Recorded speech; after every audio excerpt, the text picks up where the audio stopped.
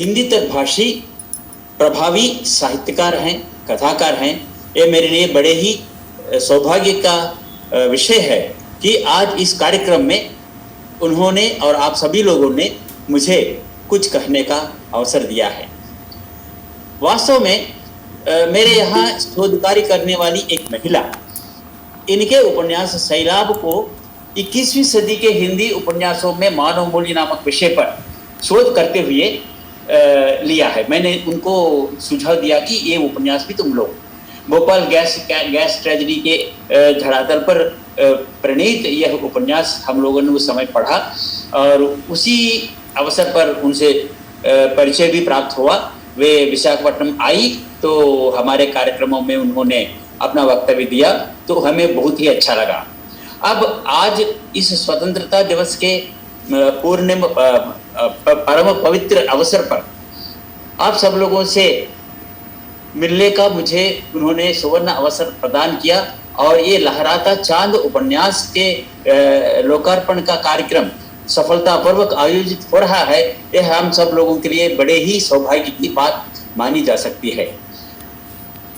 उपन्यास के बारे में तो सभी लोगों ने व्यापक सूचना, व्यापक जानकारी प्रस्तुत की है। मुझे प्रतीत होता है कि साहित्य समाज का दर्पण होता है। ये जो स्टेटमेंट है मुझे उपयुक्त नहीं लगता, क्योंकि दर्पण क्या करता है, मात्र वही दिखलाता है जो उसके सामने खड़ा रहता है। लेकिन साहित्य ऐसा नहीं करता। साहित्य यथार्थ को प्रतिपादित करते हुए उसकी विकृति को दूर करने के लिए प्रयास करते हुए उसमें सुधार लाने की चेष्टा करता है और वह यह कार्य कथा साहित्य के द्वारा बहुत ही प्रभावी ढंग से संपन्न होता है। यह तथ्य हमें लता तेजस्वी के उपन्यासों से स्पष्ट हो जाता है। हाँ, प्रस्तुत उपन्यास लहराता चांद एक ऐसा उपन्यास है जिसमें मानव संबंधों, विशेष रूप से पारिवारिक संबंधों का विशेष उल्लेख किया गया है। पारिवारिक संबंधों में जिस महत्व को दर्शाया गया है वह महत्व नितांत स्वाभाविक और अत्यंत अनिवार्य है। जिस परिवार में संबंध सुहृदभावपूर्ण होते हैं वह परिवार समाज के लिए आदर्श परिवार माना जा सकता है, और जिस समाज में उस प्रकार के परिवारों की संख्या अधिक रहती है वह समाज कल्याणकारी समाज के रूप में विश्व के सम्मुख प्रस्तुत हो जाता है।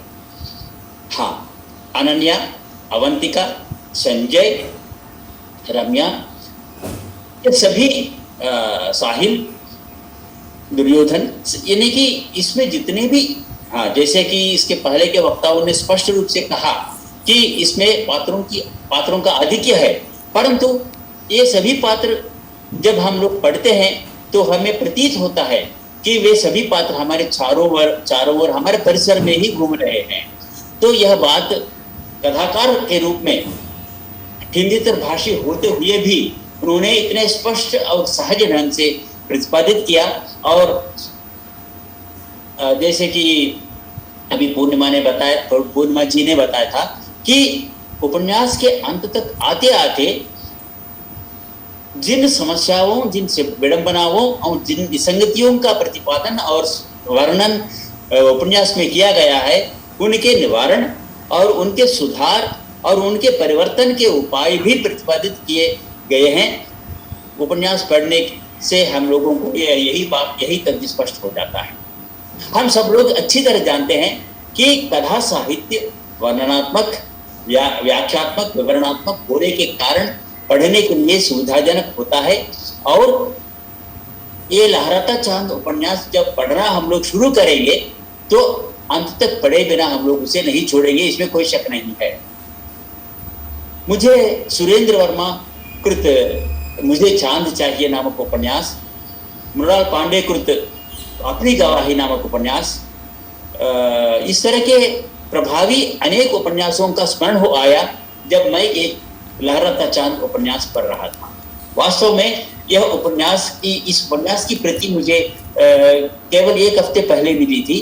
पढ़ने में मैं सोच रहा था कि समय कम होगा, लेकिन मैं इसे बड़ी आसानी से पूरी तरह पढ़ सका, क्योंकि एक रोचक पद्धति, एक जिज्ञासा प्रस्तुत करने प्रदान करने की अद्भुत क्षमता इस उपन्यास में विद्यमान है। मैं अपने शोध छात्रों को इस उपन्यास के अंतर्गत स्थित मानव संबंधों, सकारात्मक मानव संस्कारों को चित्रित करने के लिए, व्याख्यात्मक करने के लिए प्रेरित करूंगा।